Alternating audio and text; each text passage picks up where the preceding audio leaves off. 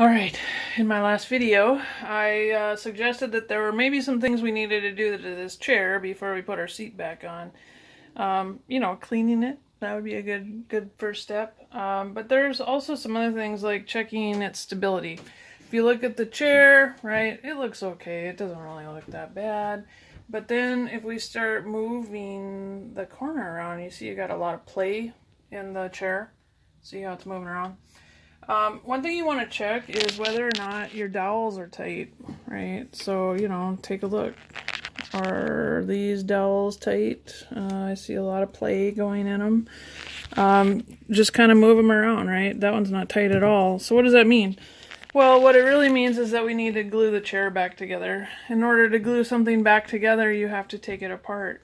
And that's the fun part of these projects, is you get to take everything apart.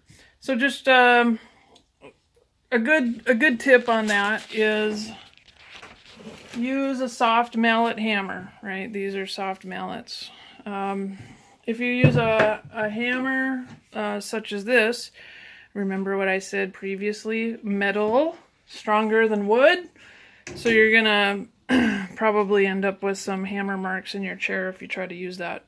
If you don't have a soft mallet, put it on your list of things to get at Home Depot or Lowe's or wherever your hardware store is. Ace is another good one. But you can also put like a towel over your wood if the only option you have is a hammer, right?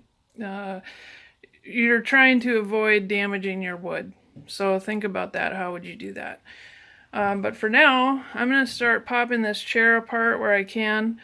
And then I'll get these things all cleaned up, and we'll be ready to put the dowels back in and glue it all back together.